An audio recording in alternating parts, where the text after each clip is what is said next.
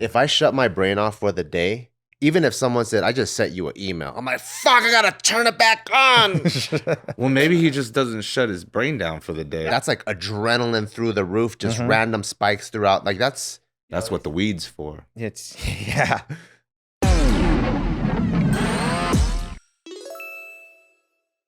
Welcome back to Careful Boys. Today, we're going to talk about, you keep calling it 1 October, which I think is way cool sounding, but obviously the very sad and serious Vegas shooting.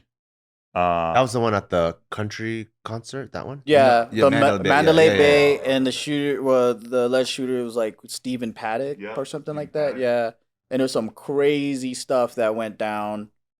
And there's a lot of theories about that day, but can you tell us about that day from your perspective?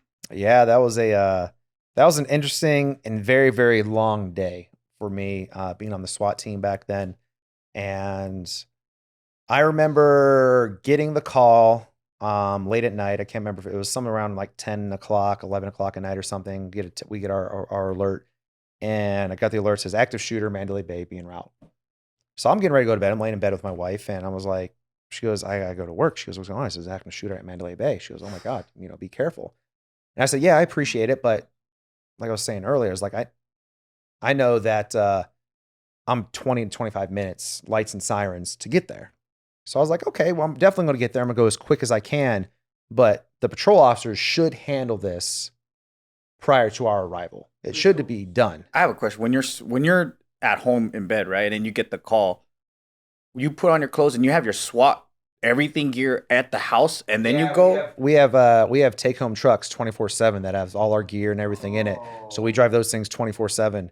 Oh, so you don't have to go to the station first. You can respond from anywhere. Yeah, you go straight there. Now we'll send the new guys to the station to pick up like the armored trucks, what we call the Bearcats, and we'll have them pick up that and any other like random gear for our reserve guys who don't have take home cars, who are just on a reserve capacity as far as SWAT. But yeah, I'm in my take home car and I'm going there. Lights and sirens, already got everything good to go from there. Like this is like, I guess like maybe you won't even know now, but I feel like getting that call must be like PTSD inducing, maybe even later on. Because I feel like for me, if I shut my brain off for the day, even if someone said, I just sent you an email, I'm like, fuck, I gotta turn it back on. Well, maybe he just doesn't shut his brain down for the day. That's the PTSD part, where if you're always on, even when you're about to be in bed with your wife and just chill and like watch your favorite TV show, and all of a sudden you have to have the ability to go on, like that's like adrenaline through the roof, just random spikes throughout. Like that's gotta be crazy, right? Yeah, it is. The adrenaline spike is huge, and then after you're done, the adrenaline dump is huge as well. But yeah, it's like I'm pretty good at turning it off when I get home, but knowing that when I get the call, it's like, hey, it's back ramped up to 100 immediately. That's crazy. And that's what the weed's for. It's yeah. No comment. Once I'm in my pajamas, I'm like, done. I didn't get the phone call. I don't know, dude. So,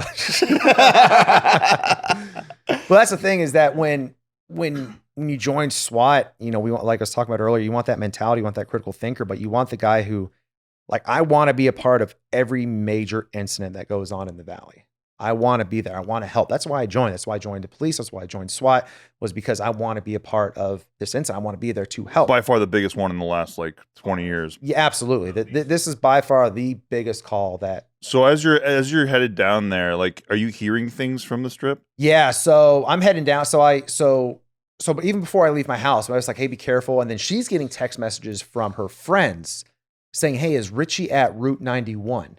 And I'm like, what the fuck is Route 91? I was like, no, I'm going to Mandalay Bay, but Route 91 was the name of the concert that was going on. Oh, I see. So they're like, hey, is Richie at Route 91? And she goes, no, he's home, but he's going to active shoot at Mandalay Bay. And they're like, oh, it's the same thing, I think. I'm like, okay, whatever. So I kiss my wife, hey, see you later. And I get into my car, and as I'm going, remember in my mind, I'm going as quick as I can, but I'm like, this shit is going to be handled by the time we get there. Armed security and patrol officers are going to handle it on scene. And then we're getting information that, hey, it's still active. There's multiple casualties to include police officers, and it's still ongoing. We had further information that not only is it still ongoing, but there's a possible IED at the valet at the New York as well. So I'm thinking, okay, this is a Mumbai style terrorist attack, like multiple locations type thing is what's going through my mind.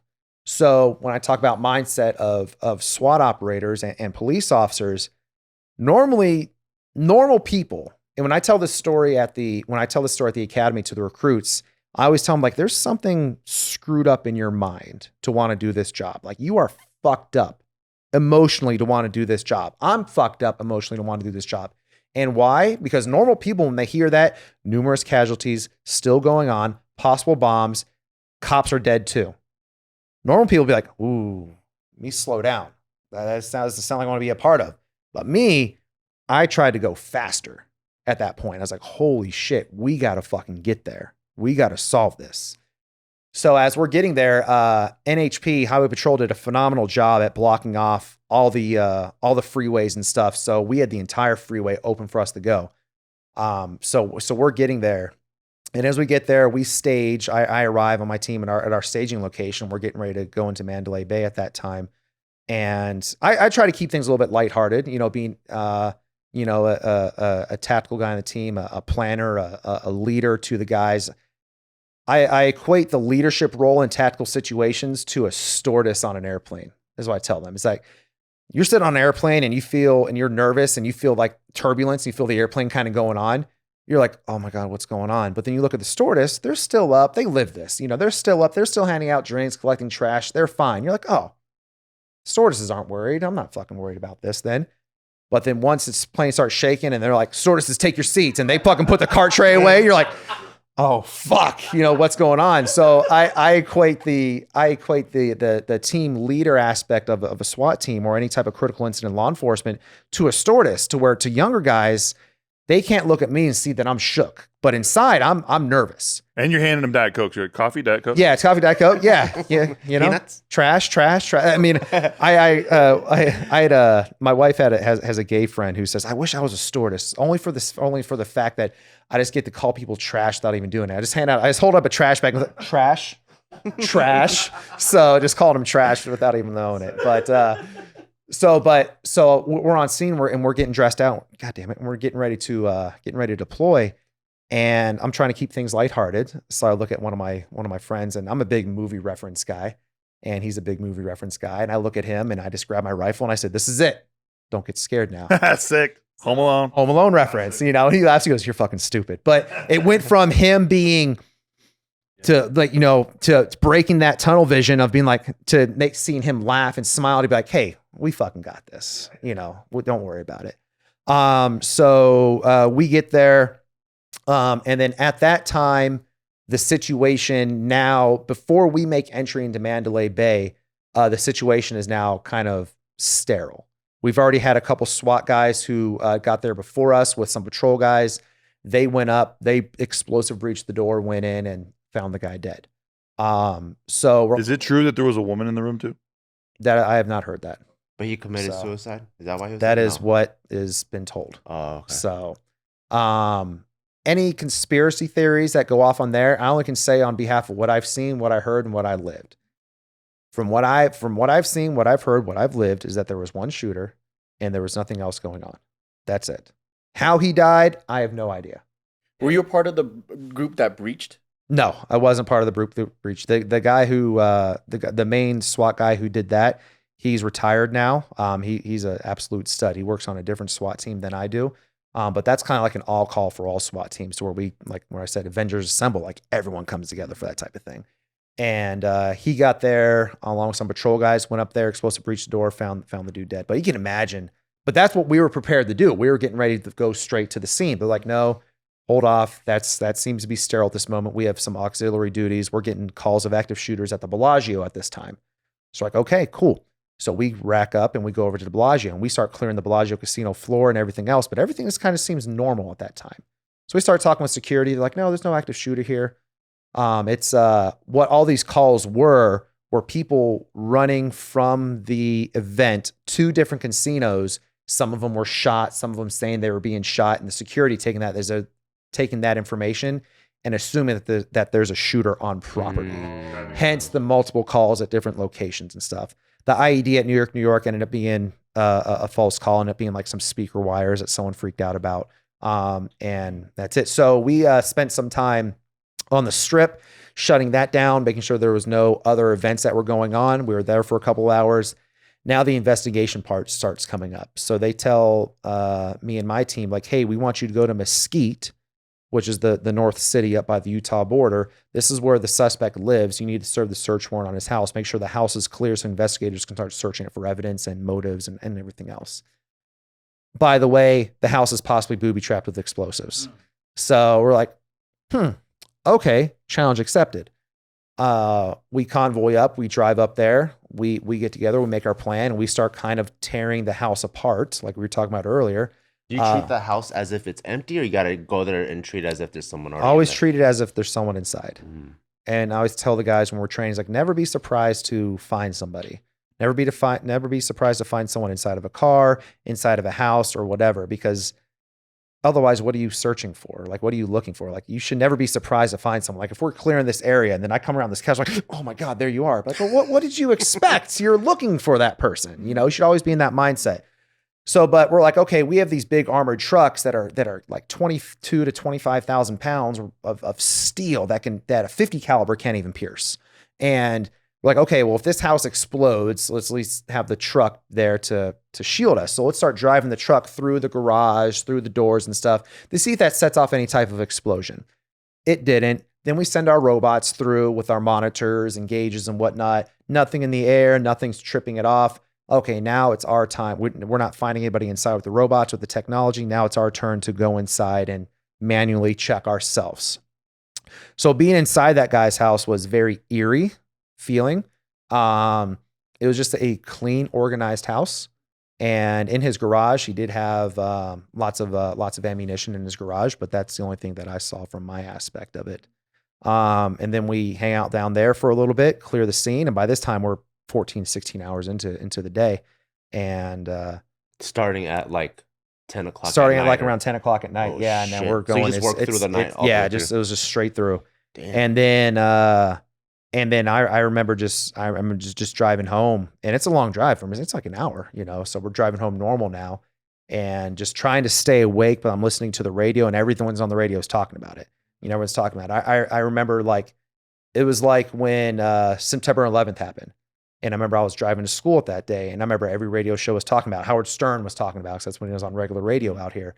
But the same thing now, but it's 1 October, and I just remember hearing the body count being out there, and I just started crying.